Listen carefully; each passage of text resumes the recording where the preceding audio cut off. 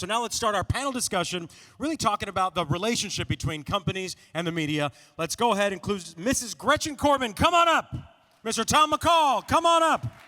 Ms. Audrey King, come on up. Congressman Buddy Carter, come on up. You're the next contestant and whatever I want. Have a seat. That's my chair. Or you can sit there if you want. I don't care. All right, so we're going to highlight some strategies and challenges in building mutually beneficial media partnerships with Georgia's corporate and political leadership. Hey, Ray, I'm auditioning for my own talk show, so let's hope this goes well. You too, Julie. Please have a seat. Round of applause. Oh, take a picture first? Oh, I lied. Stand up. No, sit down. No, stand up. This is great. You want to standing or sitting? Sitting. Simon. Jorge says. Here we go.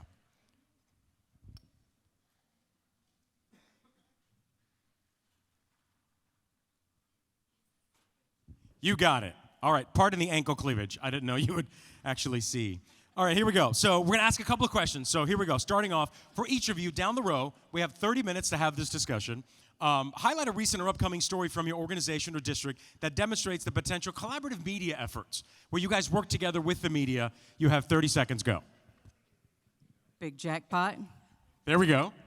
Meaning? So someone asked me today, what could y'all do for us? And this is what I would say. Everybody gets excited about a high jackpot, and that's big sales for Georgia, and we see big ticks for Hope dollars. What used to be a big jackpot? 30 million, 100 million, 500 million. Media starts calling me at 700 million now. There you go. So anything below 7, we're like, whatever. I don't know about y'all, but I'll take 20 or 40. And so if y'all could help me and successfully, as you always do, get the excitement going in a community before it maybe hits that $1 billion mark. There we go. Perfect. All right, you're up. So I would say. Oh, hold on. Turn your thingy on. There you go. Gary, the mic's not working.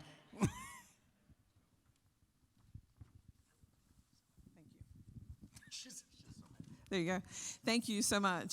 So I would say for the broadcasters, for Georgia Power Company, is that getting the message out for hurricanes, winter storms, things of that nature, because it's so impactful for us to make sure that our community is aware of what's taking place, how we're responding, how we assemble, how we bring our teams together to be prepared to respond to the needs of the community and make sure that everyone's prepared, understand what's ahead of us, and how we should assemble ourselves and respond appropriately.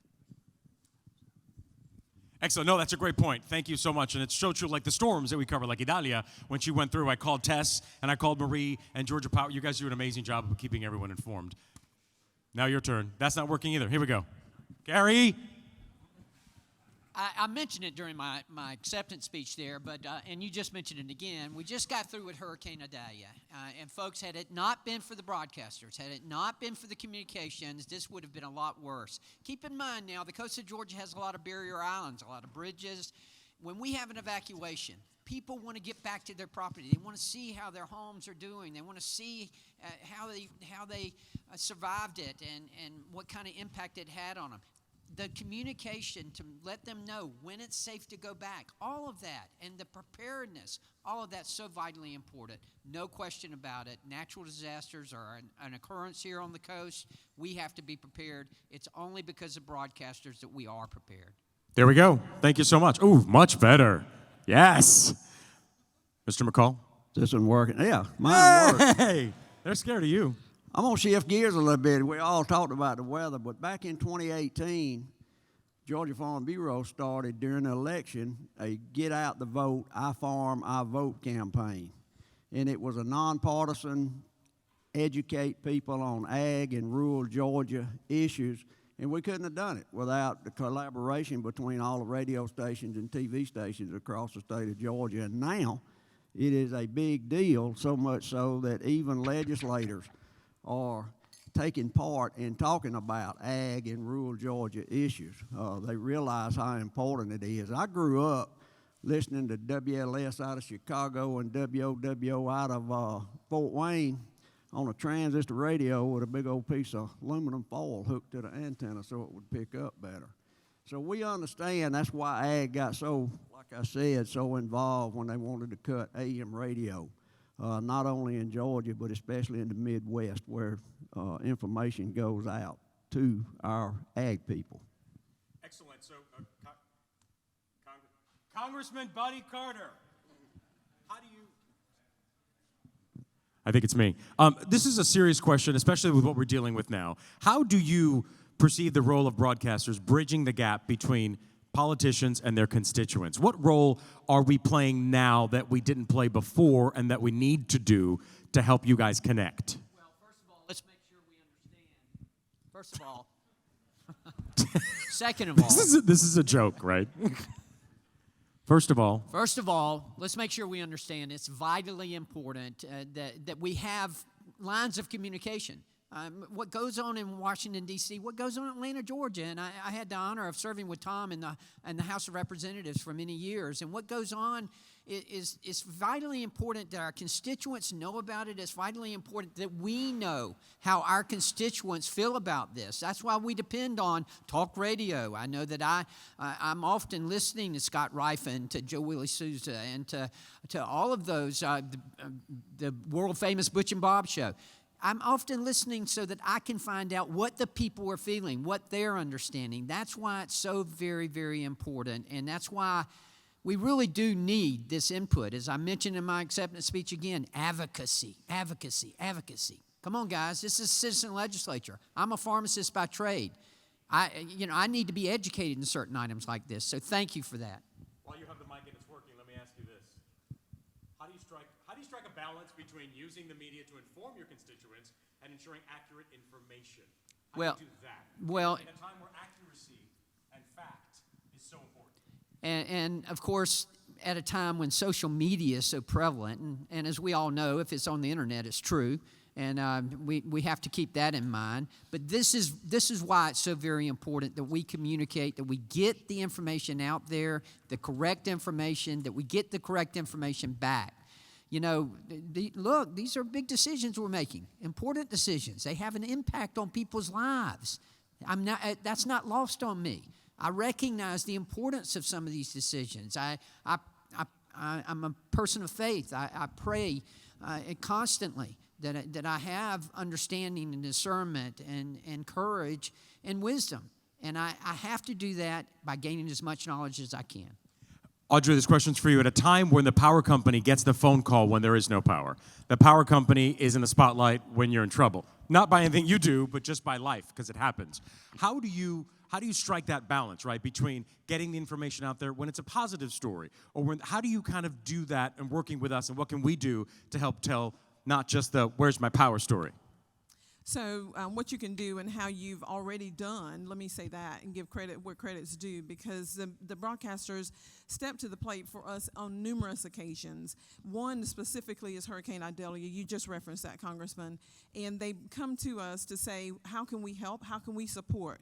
We work together with the broadcasters to make sure the message gets out, make sure accurate information is released to the community, because ultimately safety is a major factor for what's happening during storm situations and inclement weather. What about before, though? What about when you have a project, whether it's infrastructure or improving or spending gazillions to do this or that or grids or whatever? How can we help there? So helping us to get that message out as well. We've committed to investing $3.9 billion in our infrastructure across Georgia, and we are pretty excited about that. And so the only way for us to get that message out primarily is to rely on you all and the great job that you do, because the way you are able to articulate the story and get the message out is very beneficial for us, for the business, and for the customer and consumer. All right, so Gretchen, how can you highlight an example of when kind of we worked together and there was a positive impact, whether it's a Georgia lottery story? What would you say that would be? I mean, we've just hit this 30-year milestone, right? So, of course, you know, a big press event. So when we're in the governor's office doing a press event for your team to come, right? When we do the media advisory for your team to be represented, to share it with other stations around the state, those are times that we need you, and we very much appreciate you. We need WSB, you know, every night, and so we're very thankful for WSB every night. I do want to say Two very quick things, if I may, while I have the mic working, while the mic's with me. And that is, first of all, James Hutchinson, who was with us today. I don't think he's here anymore. He has been behind every piece of communication and advertising and partnership with y'all for the last 17 years. And so I want to say a big shout out to him and a very big note of appreciation, as well as to the entire team at the Georgia Lottery. And then the second piece is I have also the honor of being the lead director for the Mega Millions Consortium. So all of our 44 states that sell Mega Millions, I am responsible for getting that right. Every Tuesday or Friday, we're setting the jackpot. We're doing media awareness. And at those high jackpot levels, I know it may sound silly, but we can't mess up one number. We cannot mess up one number. And when I say that, we cannot mess up from the call from John Crow to the auditor, then to you at 11, right? And then to every station that we send that out, and WSB helps us send that out throughout this state and throughout the country. And so those are times, pretty much every day, that we depend on you, rely on you, and appreciate that you are always getting it right. Thank you. All right, good stuff. Big shout out. So I'm going to ask these guys a question that's not on the list, which is where do we suck, and how can we be better? So think of that answer. An instance where Audrey's like, wait a minute, I think I could answer that. Where can we do better? But let me ask you this question first, Tom. How do we help clear the misconceptions of the ag industry in Georgia? Because it is huge. I don't think it gets enough attention. How can we help do that? Tell the stories of really the backbone of how important that is for our economy and our families. I'm glad I'm glad you said it's the backbone. And I want y'all to think about something that my folks are tired of me saying because I say it all the time. It's 5 things that it takes to survive in this world, and it's only 5. It's food, clothing, shelter that agriculture provides you with the help of the good Lord, and air and water that he gives you for free. Now, when somebody starts talking about agriculture, think about those 5 things. You don't need a lot Twitter. of stuff. We need Twitter. Huh? Instagram and Twitter. That's not on the No, list. that's not on the list. Matter of fact, I don't even like them sometimes. But the misconceptions are that ag is hurting the environment. It's using GMOs to, make more money. I ask people all the time, which third of the population you're going to let starve to death if it's not GMOs in the food supply. But the thing that y'all do and our people at Farm Bureau do is get firsthand accurate information from a producer. The 2% that produces for the 98% that consumes. They get firsthand, accurate, on time, good information, which helps bridge that gap between the people that really know what's going on, or the producers, and the consumers. So we appreciate y'all giving our people time to do that over the air. So while you have the microphone, let me ask you that question. We're going to go around down the list. What can we do better? Is there an instance, a situation? Please be gentle. I said when I was in the legislature, I wouldn't do interviews because you would say a whole lot and they would print this much. Ah, the sound bite. Yeah, and it'd take forever to fix whatever that little bit was. It didn't sound right. But y'all do good, and I think local, and I think WSB would be considered local, not Yes, like absolutely. my little radio station, but as opposed to Fox or NBC or MSNBC Sure. or whatever. Y'all are more honest, you are more upfront, you are more available, I think, to rerun stuff that my people run as an original production, like the PR ad that they did, really telling what ag is about in the state of Georgia. So I appreciate you doing that. I'm sure I could sit here, but I'm not going to do it in front of a bunch of broadcasters and nitpick something. No, please do. All right, we'll get you. Go ahead. We appreciate what y'all do. Excellent. Locally Well, thank you. to help ag get its information out. You only get the only way, 2 ways you get stuff. You either grow it or you mine it. That's the only way we get anything we have. and a truck brought it to you, by the way. Tom McCall, the man of lists, everybody. The man of lists. Buddy Carter, what do you think? What do you think we can do better at? You know, I think from the broadcasters and from my perspective, one thing that Tom said I think is extremely important. Look, I've served at a lot of levels. I was a mayor, I was a state rep, a state senator, and now I serve in Congress. I started when I was 10, so that explains that. But anyway, you know, the local news part of it is extremely important, but the national news is too, and it has a big impact on us. And all we're asking for is accuracy and fairness. I get it. Look, some of these issues are tough. I mean, you know, everybody says, oh, it's so partisan in Washington, D.C., and it is partisan with a lot of issues. But look, there's a lot of things we work together on. In my committee, on the Energy and Commerce Committee, we work in a bipartisan fashion quite often. I would submit it as the most bipartisan committee in Congress. But that's what gets the attention. Oh, it's just gridlock up there. Y'all don't ever get anything done. Well, yeah, we do. But that doesn't get reported a lot of times. On a national level or a local level? On a national level. Okay. On a national level. The things that we do get done a lot of times doesn't get reported, and I wished it would. All right. Excellent. Audrey, what do you think? Where can we do better? Enlighten us. See what I did there? Thank you so much. Thank you so much. So when I think about where can we do better and how can we do better, we are all under so many demands of calendar requests, requirements, and responding to the many demands that we have throughout. And I would say relationships. So we continue to grow and develop those relationships. I have to say on a local level, Benjamin Hart, we work very well together, and I've had the opportunity, so I do want to say thank you for the relationship we have with him and many others locally, as well as you. And the impact that you have, your willingness to make yourselves available. And even when the message is communicated, although we may not be in agreement, we want to provide the facts, make sure that you're armed with the information that you need, and be supportive of each other in the works that we do, because we know at the end of the day, it's for the good of our communities. Excellent. Gretchen? Well, something that I think that all of you are doing well, but I think we just have to continue doing more of, is making sure that we're getting our word out. You know this better than I.